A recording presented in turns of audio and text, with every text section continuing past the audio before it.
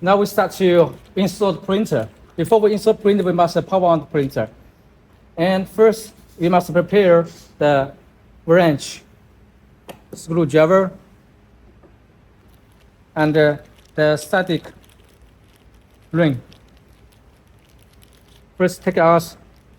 We must wear on the hand to release the static of our human body.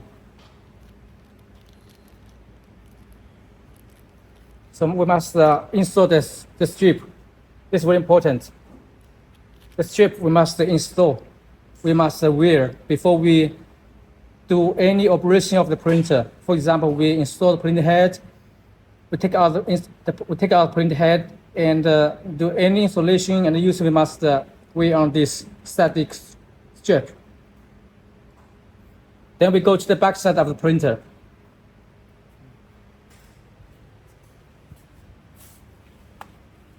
Find out the power cable, connect to the printer, and the power on put to the socket, and then we power on. And also we must be sure the static connect wire at our door. For this machine, we already have the ground cable connected wire already. Then we power on the general power switch.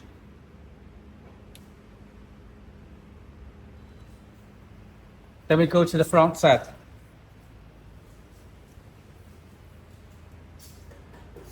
We push down the boot button. Before we push down, we must be sure this emergency button switch is pulled out and released. Then we put. Then screen will start to power on. And you can choose language to English and press enter. And all the setting will show all the setting for the feeder, for the cutting. So this is the auto model and the manual model. In normal printing, we must use the auto model for print. The manual model is only used for the first time you load the paper, load the material. Once you finish the material loading, we must convert to auto model for print. So remember, auto model is for print, and manual model is for feeding paper. Now, the feeding control is for control the speed for the material motion. And the cutting control is for cutting the speed of the cutting system. And here, the cutting system. The cutter will move left to right for cutting. So this is the control system. And once you want to cut, you must press the start button for cut. When you not press, the cut will not moving. Once we power on the printer, we must also open to find out the tools.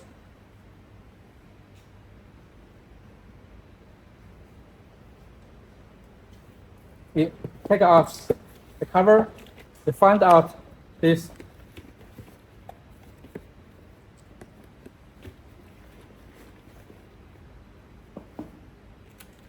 the static detect multimeter. First, we put one at the bottom and another one at point top. We must be sure the light become green. It's working well. Then we put to the printer to test all parts. Must be sure it's green light or no light. Green light means working well.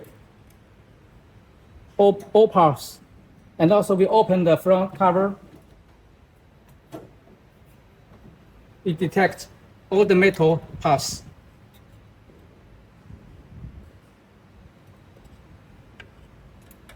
All the screw must be green light. If the light show rate, that means the static power must be released, have static power. So we cannot subprint. Also, we go back to the print head, to the back side, to left side, right side of the printer. We measure this pass and this pass, the printer, the print head. We must be sure all the position of the printer we connect by the multimeter. It must show green light. If it shows red light, that means the machine static power too much. We must connect wire, double check the ground cable and connect again.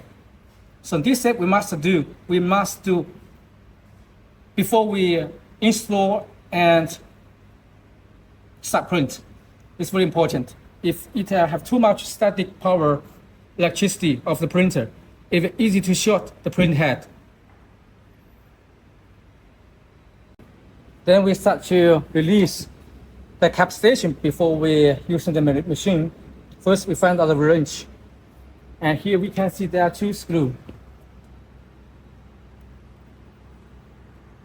There are 2 screws to lock the cap station. The first time delivery, we will put the 2 screws installed on. So once you get the printer, we must release it.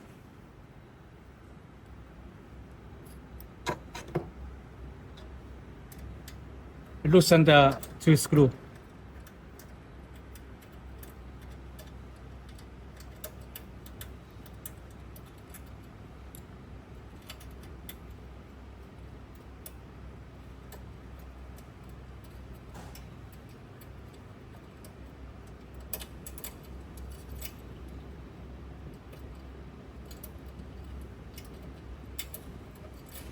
We take out the 2 screws, then we pull the ring to release the cap station.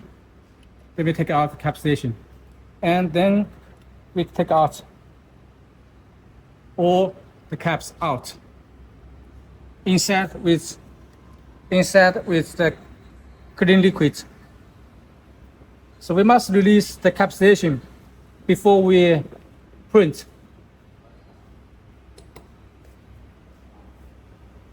After we take out the cap station, then we need to first pull out this pore, then we move up, then pull back to be sure the pallet can have 1 millimeter gap between the pallet and the print head, like this.